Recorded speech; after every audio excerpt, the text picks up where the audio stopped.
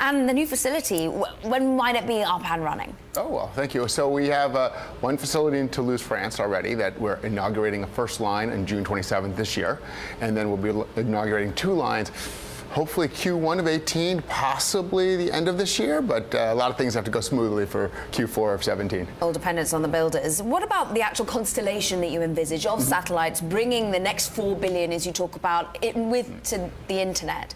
When does that really start to become a reality? So we are on track now, and more than on track, actually accelerating our track to bridge the digital divide by 2027. If you look, we've made a statement originally to connect every school of the world by 2022, and there's about 2 million unconnected schools globally. And we're going to move from connecting every school to being able to connect everybody. That means that they can have a GDP-adjusted internet to high-speed access available. It sounds incredibly philanthropic in many ways and a very good, positive outcome for many of those who aren't connected. There also must be so much appetite from many business perspectives, particularly the telecom sector. 5G is ringing in everyone's ears. Where are you finding the appetite from potential clients coming from? Well, the appetite is, as you said, just it's everywhere. Now, I really enjoy it when people say, well, is this a philanthropy? Are you doing it as a pure donation? And the answer is no, it's sustainable. It will be a profitable business, for sure, but it will accomplish some really good things for humanity. The most important thing we can do is bring the other half of the world, 54% of the world, online. Because without access to the internet, the kids and the people everywhere in those regions have no ability to be economically related to us, and so they stagnate. Talk to us about how it is profitable, because I think of Iridium, I think of Global Star. These were social network, well, satellite networks built hopefully to bring the internet, and they ran out of money, bankruptcy, some were bought out. How do you not have that problem? Well, the history in satellites, and broadband satellites especially, is pretty bad.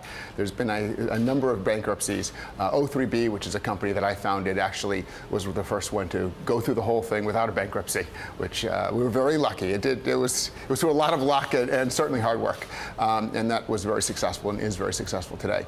But if you look at the other companies, the key thing, first of all, is spectrum. Yeah. Whenever I talk to an investor, it's spectrum, spectrum, spectrum, and then we get to the rest of the conversation.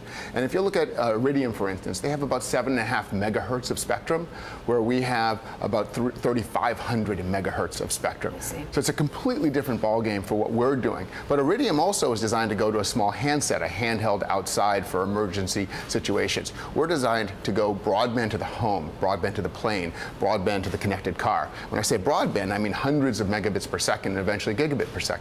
So the use case is just so much wider when it comes to something like OneWeb. IoT, 5G backhaul, which will be, you cannot roll out 5G everywhere.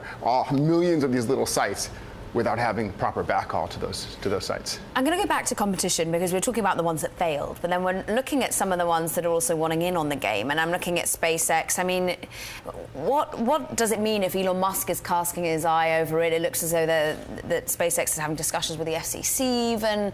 Is this something that more players is better, or There's about 10 or 11 people that have filed for trying to get some of the US spectrum. That's not international spectrum. So the FCC, the way spectrum works is it's under the ITU, which is under the UN. So globally, every other country but the US follows the UN. The US is kind of on its own path. So we have the priority spectrum rights globally with the UN and the ITU, and also we have also filed with the FCC. They've made some very positive statements recently, so we're excited about what's coming.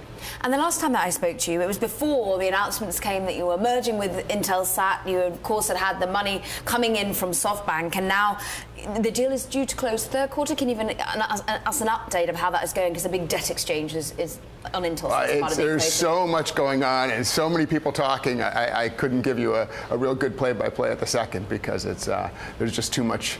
There's many emails flying around and activity, but it will be exciting, and so we're looking forward to the eventual outcome.